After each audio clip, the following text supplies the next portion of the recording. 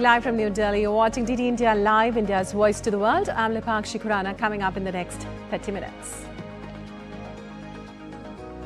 US President Donald Trump discussing options including military action to take control of Greenland. Denmark warns the move will destroy NATO alliance. India's External Affairs Minister expresses concern on developments in Venezuela, urges all involved parties to have dialogue with safety of the people. France considers deploying soldiers to help maintain peace in Ukraine. Germany opens to ceasefire monitoring role from neighbouring territory. And in sports, PV Sindhu returns to action in style as she beats Sang Xiao Yun in straight sets in the first round of the Malaysia Open.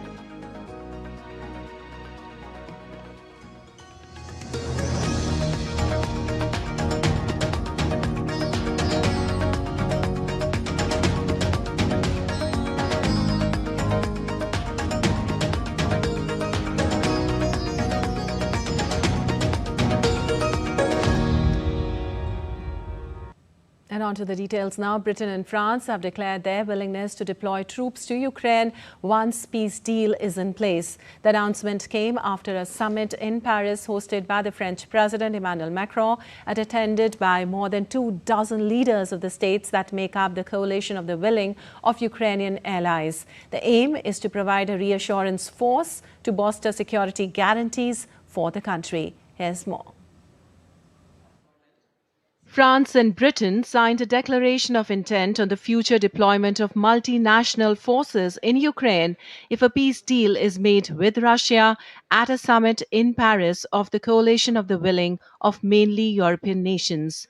Unlike previous coalition meetings, the summit was also attended by US envoys Steve Witkoff and Jared Kushner, President Donald Trump's son-in-law. Witkoff said after the summit that Trump strongly stands behind security protocols. We think we're largely finished with security protocols, which are important so that the people of Ukraine know that when this ends, it ends forever. But we also think, critically, that we are very, very close to finishing up as robust a prosperity agreement as any country has ever seen coming out of conflicts like this. The agreement covers troop numbers as well as training provision and the necessary resources to help Ukraine return to peace and support the regeneration of its own forces. French President Emmanuel Macron said that the signing of security guarantees, including the deployment of a multinational military force, would dissuade further aggressions on Ukraine. This meeting today has had significant progress, which is reflected by the Paris Declaration for robust security guarantees for a solid and lasting peace. This declaration of the coalition of the willing recognizes for the first time an operational convergence among 35 countries that comprise the coalition of the willing, Ukraine, and the United States of America to build robust security guarantees. UK Prime Minister Keir Starmer said that peace in Ukraine was closer than ever, but added a word of caution. It's important that we're starting the year like this.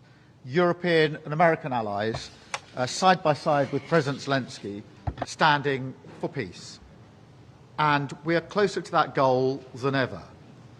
But of course, the hardest yards are still ahead.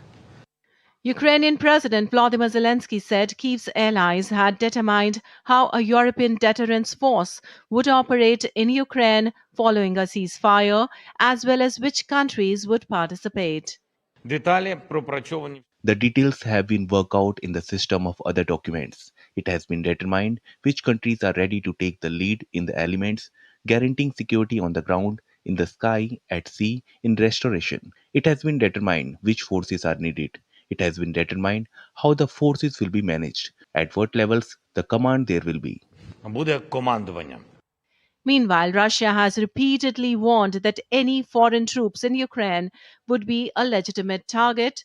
Russian President Putin has repeatedly warned that Ukrainian troops must withdraw from all of Ukraine's eastern Donbas region. Anamika Pandey's report, DD India. Well, Israel and Syria agreed on Tuesday to set up a communication mechanism in U.S.-mediated talks to coordinate on security, intelligence and commercial issues in Paris. Now, a joint statement issued by the U.S. State Department after the talks said that Syria and Israel were committed to achieving lasting security and stability arrangements for both countries. Both sides have decided to establish a joint fusion mechanism, a dedicated communication cell, and to facilitate immediate and ongoing coordination on the intelligence sharing, military de-escalation, diplomatic engagement, and commercial opportunities under the supervision of the United States. Also, this mechanism will serve as a platform to address any disputes promptly and work to prevent misunderstandings.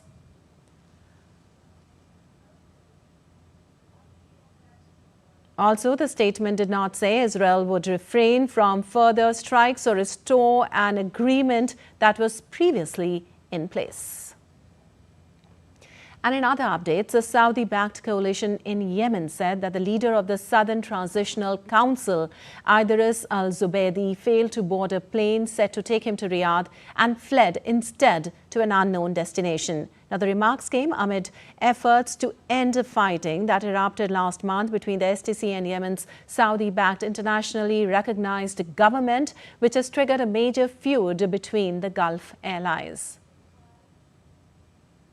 Zubaydi was set to travel to Saudi Arabia days after Yemen's government said it had asked Riyadh to host a forum on the southern issue. In a statement, coalition spokesperson Turki al-Maliki said a flight carrying a large number of senior leaders of the separatist group departed after a delay of more than 3 hours without Zubaydi and with no information on his whereabouts. Well, U.S. President Donald Trump is discussing options, including military action to take control of Greenland, the White House said on Tuesday, upping tensions that Denmark warns could destroy the NATO alliance. His report. The White House said on Tuesday that President Donald Trump is discussing options for acquiring Greenland, including potential use of the U.S. military. Washington's stark warning came despite Greenland and Denmark both calling for speedy meeting with the United States to clear up misunderstandings. Denmark has warned that any move to take Greenland by force would mean that everything would stop, including NATO and 80 years of close transatlantic security links. Polish Prime Minister Donald Tusk said Denmark can count on European solidarity over Greenland, while warning that NATO members should never attack or threaten each other. No member of the NATO should attack or threaten another member of the NATO. Otherwise, it would lose its meaning if conflict or aggressive action occurred within the alliance. Meanwhile, Prime Minister of Greenland, Jens Frederik Nielsen, said on Tuesday that Greenland is open to dialogue and discussions with the US, but they must take place through the proper channels and in respect of international law.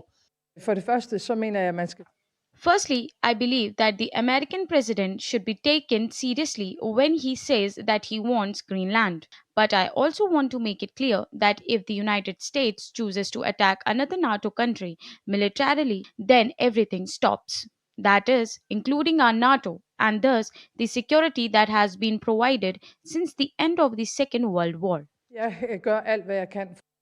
Trump's remarks and threats over Greenland have also triggered sharp reactions across Europe, deepening tensions within NATO just days after the Venezuela operation. With Greenland at the center of transatlantic tensions, European leaders are standing firm on sovereignty and NATO unity.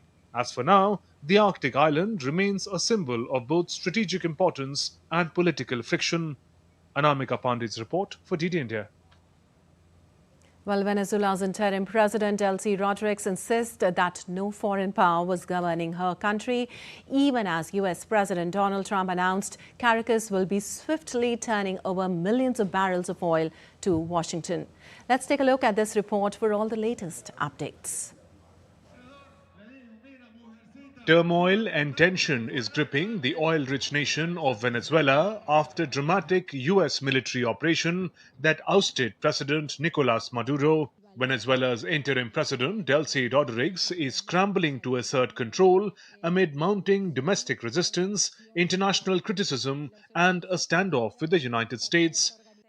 Rodriguez has ordered the activation of an agro-food, industrial, and communal high command to protect the nation's productive apparatus to ensure the flow of essential goods and industrial production remains uninterrupted and urged for unity.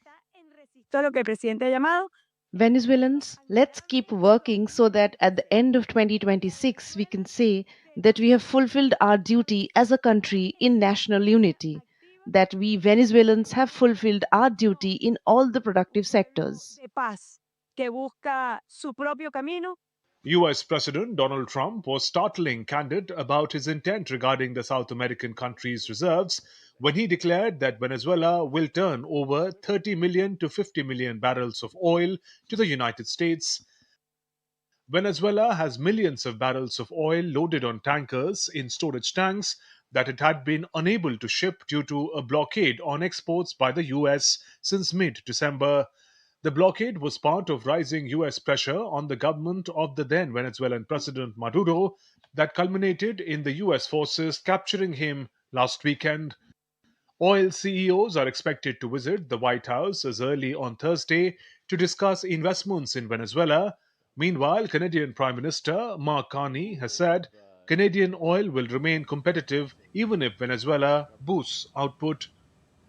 Thousands of Venezuelans poured into the streets of Caracas, not in celebration but demanding the release of Nicolas Maduro and his wife. Opposition leader Maria Corina Machado, sidelined by Washington in the post Maduro transition, warned that Rodriguez was not to be trusted. In its first confirmation of losses, Venezuela published a list of 23 troops killed in the US strikes. 7 days of mourning was declared. Havana separately issued a list of 32 dead Cuban military personnel. Meanwhile, Venezuelans continue crossing into Colombia in search of safety and stability. Bogota has deployed tens of thousands of troops to secure its border, warning that its sovereignty must be defended after threats from Washington of potential military action similar to the one carried out in Caracas. The international community is sharply divided. US Secretary of State Marco Rubio spoke to the foreign ministers of the G7 countries about the importance of freeing Venezuela political prisoners and putting in place the conditions for democracy and planning for elections. Canada is on the same page, but Spanish Prime Minister Pedro Sanchez said the United States has set a terrible and a dangerous precedent in Venezuela. The Venezuelan constitution says that after Maduro is formally declared absent, which could happen after 6 months, elections must then be held within 30 days. The next weeks could determine whether Venezuela stabilizes or spirals deeper into conflict and diplomatic crisis. Bureau Report, DD India. And India's External Affairs Minister, Dr. S. Jaishankar, on Tuesday said that India is concerned about the recent developments in Venezuela. Addressing an event during an official visit to Luxembourg, Dr. Jaishankar urged all involved parties to prioritize the well-being and safety of the people in Venezuela. We are concerned at the developments, but we would really urge all the parties involved to now sit down and come to a position which is in the interest of the well-being and the safety of the people of Venezuela. Because at the end of the day, that is our concern. That we would want Venezuela as a country with whom over many years we've had very good relations. So we would like the people to come out well from whatever is the direction of events. Well, earlier in a statement, the Ministry of External Affairs stated it was closely monitoring the developments in the country. India reaffirms its support to the well-being and safety of the people of Venezuela. India also called upon all concerned to address issues peacefully through dialogue, ensuring peace and stability of the region. The ministry added that the Indian embassy in Caracas is in touch with members of the Indian community and will continue to provide all possible assistance. Well, on to some weather updates now. Snow, ice and freezing temperatures hit parts of Europe on Tuesday, causing hazardous traffic conditions, killing 6 people and forcing the cancellation of hundreds of flights. Take a look at the report. Heavy snowfall and icy weather conditions have caused widespread travel disruption across Europe, with 6 deaths reported in weather-related incidents in the continent. In Germany, temperatures plunged well below -10 degrees centigrade in the south and east early on Tuesday, and much of the country was blanketed in snow. In Britain, the Meteorological Department reported winter weather hazards could continue throughout the week for most of the country. Temperatures overnight on Tuesday had fallen as low as -12.5 degrees Celsius in eastern England, marking the coldest night of the winter so far. France's National Weather Service said 38 districts would be placed on orange alert for snow and black ice on Wednesday.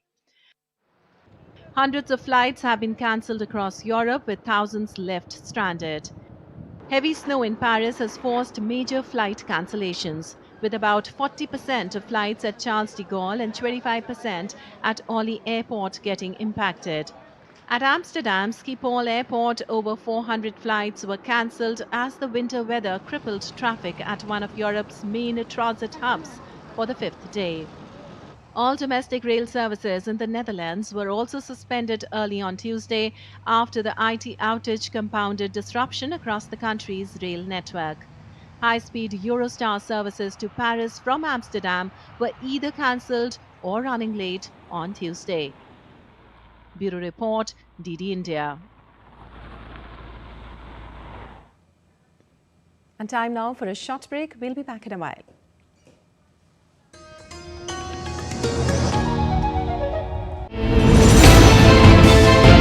Geopolitics and trade deals.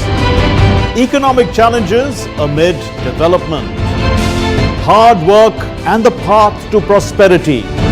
It's the economy always. Between walkers, money is what money does and says.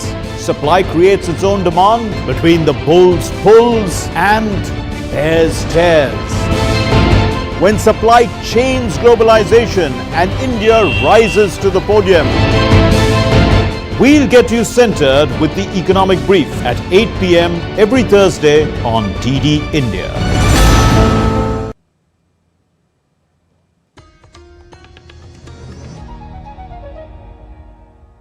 Welcome back. You're watching DD India Live. I'm Lipakshi Khurana, and moving on, External Affairs Minister Dr. S. Jaishankar, who is on a 6-day visit to France and Luxembourg, interacted with members of Indian community in Luxembourg, where he underlined the significant deepening of partnership with Luxembourg across political, business and technology domains. He also appreciated the contributions of the diaspora in deepening ties between the two nations. Also, External Affairs Minister Dr. Jaishankar had an interaction with Deputy Prime Minister and Minister of Foreign Affairs Xavier Bettel, covering the bilateral cooperation and global situation.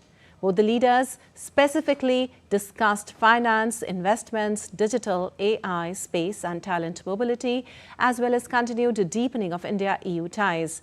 External Affairs Minister also appreciated his personal interest in explaining Luxembourg's heritage and tradition. Have now 78 years going of our relationship, and we've come a long way. For us, we really see Luxembourg as a very important partner in itself, but also with the European Union, and at a very crucial time in the development of our own ties with the European Union.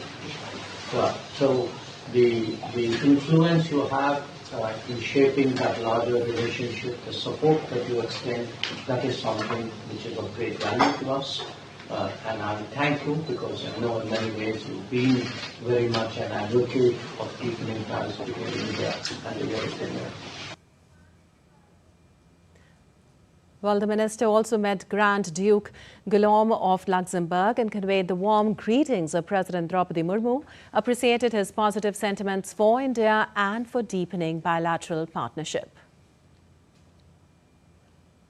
Also, during a press conference in Luxembourg, Dr. S. Jaishankar termed India's relationship with Pakistan an exception due to Islamabad's long-standing and open support for terrorism. For us, the relationship with Pakistan is exceptional, because if you look at the world, I mean, forget for a moment this is, our region. Show me in the world in this day and age any country which actually has pursued the kind of policies which Pakistan has against its neighbor. That for decades, you had these training camps, not secret training camps, they're all training camps in the big cities of Pakistan, very open, where the state, the military supports terrorism, and they've tried to normalize it as though it's their right to do it. Nobody buys it anymore. Everybody knows that these are people who have supported the state. Now, that is also, it's a very unpalatable reality, but it's one which, we cannot sort of be oblivious to. We have to build our policies saying, okay, that's how that particular neighbor is going to be. So, those who are far more, willing to work with us and be helpful, positive, we'll have to deal with them in that way. Those who do the kind of things which Pakistan does, we'll have to deal with it in a different way. And moving on, the landscape of military power systems is shifting from a focus on platforms to ecosystems. Now, a seminar, Military Power Systems 2026 for Defence and Aerospace, was organised in Delhi on Tuesday. Military experts under Centre for Aerospace Power and Strategic Studies expressed that 2026 for India is a pivotal year where indigenous prototypes from the 2020 to 2024 period are finally entering serial production and active service. Today, where India stands at the crossroads when we need to have more and more indigenous systems, innovative approach, and our own manufacturing capability. Today in this world, if we have to compete with what is happening around us and be technologically superior and contemporary, we need to have our own systems. And any weapon system need to be powered by a power system. We need to have better and better energy management resources, better technology, and our own innovative approach to find solutions which can lead us to these solutions. Well, under Operation Sagar Bandhu, the Indian Army's Engineer Task Force is relentlessly restoring critical road connectivity on the vital B492, linking Kandy in the central province with Badula in the Uva province of Sri Lanka, which was severely affected by Cyclone Ditwa. Now, through the swift construction of Bailey bridges at KM 15 and KM 21, the task force has reconnected communities, reduced travel time and strengthened bonds with the people of Sri Lanka.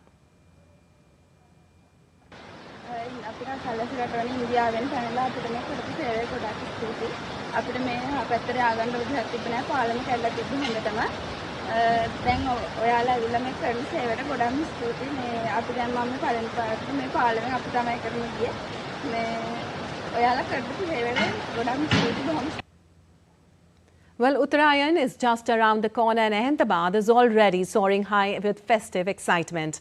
Our correspondent brings us a report from the heart of the Kite Bazaar in Ahmedabad. Take a look. This is the heart of Ahmedabad, alive with colors, noise and celebration. This is one of the most vibrant and crowded kite markets in the city, where a number of people, traders, kids, youngsters, come together to bargain and prepare for the festival of Uttarayan, where Gujarat brings in the harvest season with thousands of kites soaring in the sky. From traditional paper kites to designer and eco-friendly varieties, shops are offering a wide range of options. Traders say demand has increased significantly this year, and kite enthusiasts are buying the stock in advance. Popular kite hubs like Raipur, Jamalpur and Manek Chowk are buzzing with activity as the kite frenzy grips the city. Normal kites carry a nominal price tag, while some designer kites are demanding a heavy premium, with price running into hundreds.